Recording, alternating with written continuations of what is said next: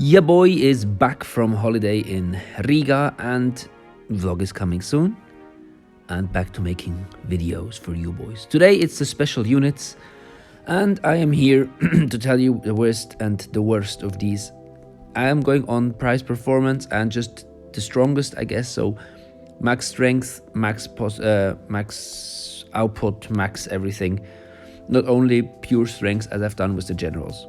So at rank 15 we have the Patriotic Army. Now these boys are just kind of the worst version of the Riflemen. It's quite sad actually.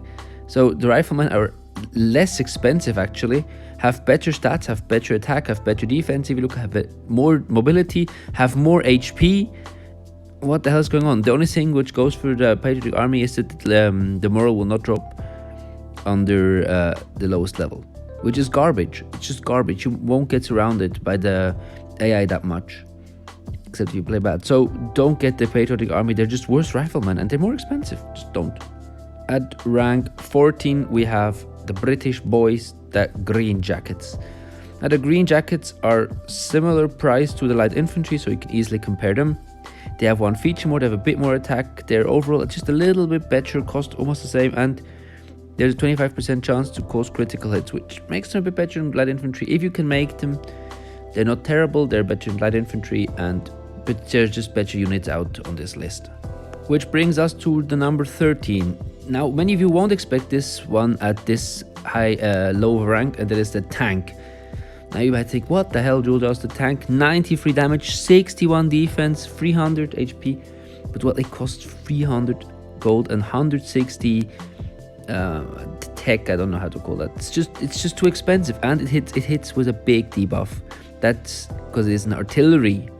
If you look at all the other cavalry, they have different stats. They have maybe a rifle, they have a cold weapon, they have a machine gun, but the tank has artillery, which minuses the attack a lot. Okay, does X damage to buildings and heavy units, but there's not that much of them. They're useful, kind of. If you have them, use them, but just price performance, they really suck. The thing is, they have good armor, they have the thing that is not affected by fence, etc. Not that great though.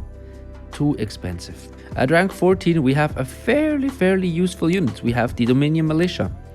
It's just the upgraded version of, I guess, a Rifleman. Before we had to downgrade it, now we have to upgrade it. It has more attack, a bit less mobility, same amount of defense, and a little bit less HP, but it regenerates 5 HP per turn, which is honestly pretty great. So if you just run away with these guys, they will just heal. If you can build them, use them, and if you just have them already, I think as Canada, you might start with some of these. Do you? Let me check. Yes, you do. Really useful, these boys. Now, before I go on with this list, I'm just going to remind you, please subscribe to this channel. We only have currently like 25% of you are actually subscribed to watch my videos, so, I mean, do it. Thank you very much. Let's go on. At rank 11, we have the Italian red shirts. Now, the red shirts are pretty good already. Now, slowly we're getting into these ranks where they're already quite usable, these units.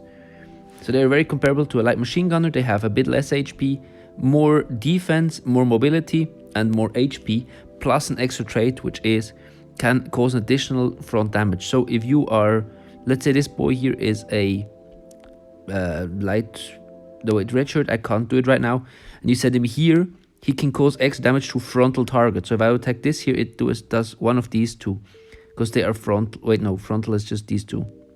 So these two tiles, I'd say. These two tiles, which is already very useful. So if you play them correctly, they can do quite good damage. If you have them, use them. I will not extra go and build them because it's always quite expensive to upgrade your national thing. You will need to upgrade it twice, which is a bit of an issue. Entering the top 10, we have the Keren, which is available for the USA and the Ottoman Empire. This boy is quite the glass cannon, has very high attack and very low HP. Can cause fire and has the typical artillery traits. Overall, quite the useful piece. A bit better than the light artillery, I'd say. Rank 9, we have one which I find very useful already now. From here on out, I think all of these are quite strong. We have the Hungarian Hussars. The good thing is you don't really have to upgrade very much to get these boys. You only need only need the then you already can start building them. That makes them already quite viable in also conquest. They really excel with 41 defense. That's a super high defensive stat. For especially when they often don't have that high defense, they have quite a high one. They have a good attack, not so much HP. What really makes them useful is the surprise attack, which lets the enemy not counter, which is already pretty good, but there's better. Better than those boys are the old guards. The old guards are the infantry version of destroying a city. So what still speaks for them is they reduce damage, but they also do extra damage to fortresses and cities. They're the infantry version of destroying a city. Plus, they're quite tanky with 340 HP and 35 defense. They're the city destroying version of the new infantry, which is a pretty good unit. I would prefer these boys, and yeah, they also can wreck medium units, so that's cavalry. At rank 7, we have a very fun unit. We have the Cossacks. Now, the Cossacks have quite a good HP and attack, not so much defense though.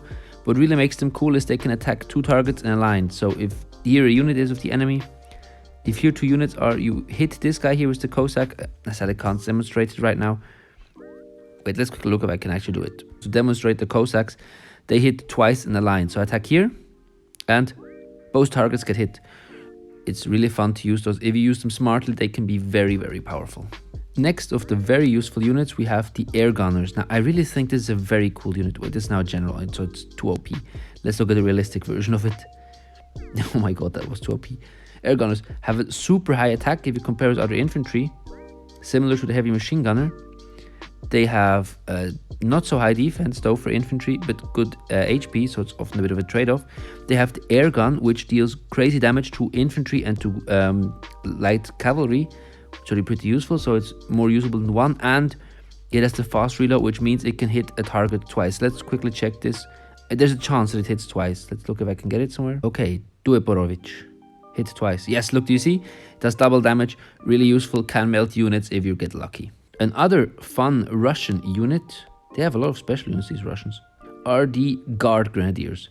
They are the upgrade version of the old guards, and they... Actually, I just realized I messed it up. These two should be the other way around. Actually, Guard Grenadiers rank 8 and Old Guard is rank 5. I'm an idiot. Let's just continue.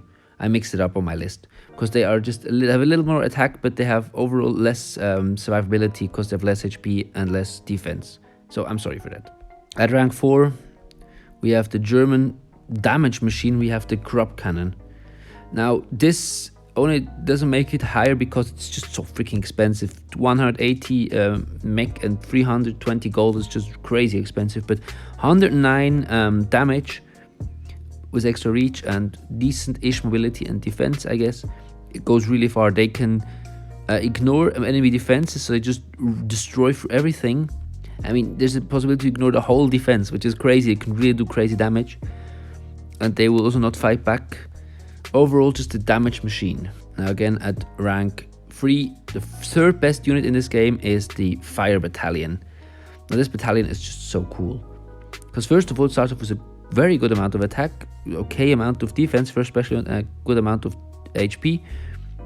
What's normal for them is they can burn, okay, March is okay, not too bad, but now listen, and I didn't sell this unit too well, but this last thing, the flamethrower, is crazy. It does 180 or 175 extra damage to medium units. That means artillery, almost all artilleries and some cavalries are medium armor. And if you play these boys correctly, they are insane. You can, if you put a general on this, they can one-shot really high enemy artillery. It's so much fun. Listen, it's just for the fun factor, and it's not too crazy expensive. And at rank 2, one of the most versatile units is the French Guard Cavalry. They are very, very powerful. They have 48 defense, again for special units is quite high. Not so much HP. Good amount of attack. 83 is very high actually. And overall they just can destroy cities as well. There is the Guard Grenadiers for cavalry, but just a little stronger. Similar cost though. So they are good against other cavalry and cities as well. So they do extra damage against cavalry. Don't forget that. Just overall very versatile. Is strong against a lot of things. And at rank 1. Now this, probably a lot of you have seen this coming, but it's the Guard CPI Cavalry. First thought, you just look at them and they are not too insane. They have quite a high defense, not so high attack, not so high HP, and good against cavalry, medium armor, they can attack again. So very normal for cavalry. But what sets them apart, which makes them the #1 unit, which is a bit crazy, is their possibility to restore some health. If you kill a unit with this guy or destroy a city, they regain health. So if you put a general on them, they are insane. They are basically unkillable. Well, that just sets them apart from everybody else. If you have an almost unkillable unit, what is there to say? It's not that easy to build them. I think you have to rank up quite high. What is it? Yeah, you have to 3rd stage, so you have to upgrade this 3 times, which is quite expensive. So I wouldn't necessarily build them because often you don't have the time to, but as the Ottomans, you anyways always start off with a guard CPI. You have 1 down here in World War 1, and you have 1 up here, and you have 2 generals which have it. Oh, actually 1 up here as well. So, no, even 1 here. Oh my god, the Ottomans are impossible to kill. 6, 1 in here. Okay, I didn't realize the Ottomans were so broken in World War 1. Yeah, if you play the Ottomans in World War 1 with the CPI, my god. Okay, so that has been it. Give me suggestions for future ideas. Did I rank something right or wrong? Please forgive me for my screw up with the Old Guard and the Guard Grenadier. Subscribe please, we need to get those numbers up. Have a nice day and bye.